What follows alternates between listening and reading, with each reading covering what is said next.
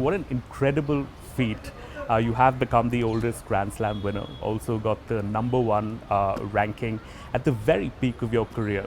How are you processing all of this? It's incredible. The journey has been difficult, but today to achieve that, it feels very, very proud. I was telling my coach, it's good to have won it and also become number 1 ranked, player of the world.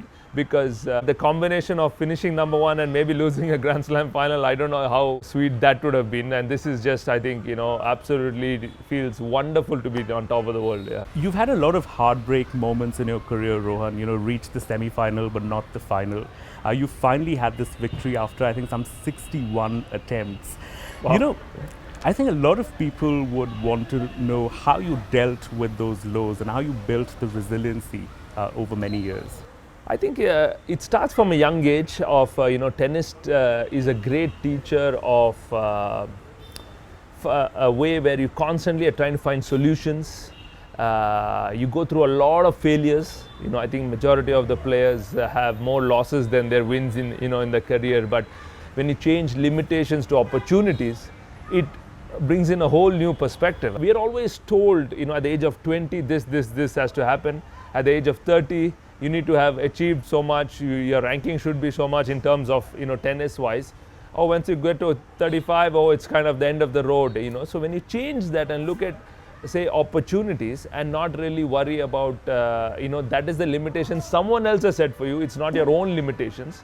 And you look at it in a new perspective and a new angle, I think it really makes a tremendous of a difference. How important do you think your victory is for Indian tennis? Because this is a game that hasn't really produced the big league players in the past few years, let's say like badminton. I think it's massive for not only Indian tennis, but in sport in general in the country. Because every athlete, every person needs some inspirational stories to be associated with, to keep the momentum going. Sometimes even me, I'm watching and it doesn't matter what sport it may be, if that athlete's competing and it says India, I'm more interested and more vested in watching. So I think that was amazing, these 2 weeks of a lot of people getting to watch it. In some way, Indian tennis was kind of lost for some few years. A lot of the kids were picking up, but they were stopping. Of course, being an expensive sport, it is difficult. There is no really federation help for any of the players. They have to do it on their own. But I think this week with Sumit Nagal first qualifying and reaching the second round, and then me winning the Australian Open title, getting this ranking up, I think Indian tennis definitely needed that boost. But how do you assess the state of tennis in India right now? If you take a graph of 1 being the poorest and 10 being the highest, I think we would say we are still at 3 or 4. There's a long way to go. I think the only way it'll change, Nikhil, if we ourselves bring in a structure to the sport. Whoever has come up have done it on their own. There's no system who has brought them to the level where they are.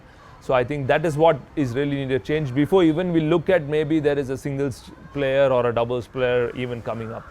Talk to us a little bit, Rohan, about some of the mental and physical health challenges that you had to overcome as you went into the Australian Open. You've spoken about the fact that you didn't have a cartilage in your knee or that you were undergoing treatment for injuries. What were some of the big challenges that you had to overcome?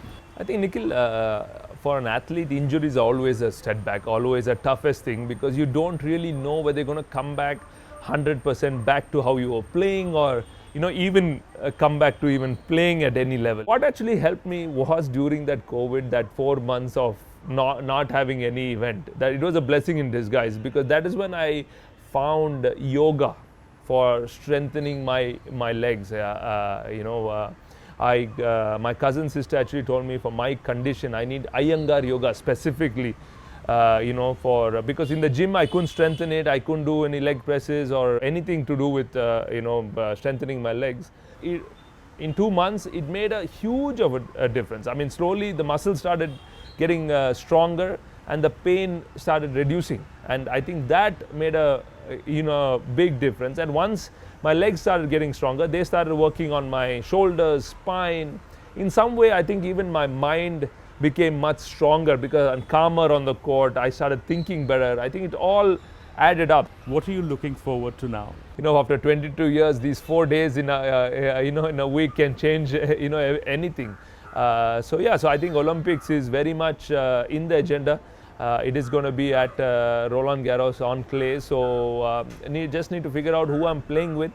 But yeah, a lot of wonderful things coming up. Of course, Wimbledon as well. I would love to win Wimbledon. There's no question on it. I mean, last year we came close, lost eventually to the champions, Kapski and Kulov. I think back in the day, when I was growing up, when I was in Coolg, my parents used to watch tennis. Only Wimbledon was show, and more so when we were watching. My dad first would send me to the terrace because, and you said, adjust the antenna. Because to get the right angle to watch Wimbledon, it has some great connection. So if Maddie and me can win Wimbledon, it will be absolute dream. It's been a bit of a whirlwind for you. You've just come back a couple of days ago. You've met the Prime Minister, presented him with your racket. There's been lots of congratulatory messages pouring in. What have been some of the unexpected moments in this spotlight that you find yourself in? When I'm just in the airport or just walking on the street, the amount of non-tennis fans who have also come and really shown their appreciation, I think that has been incredible.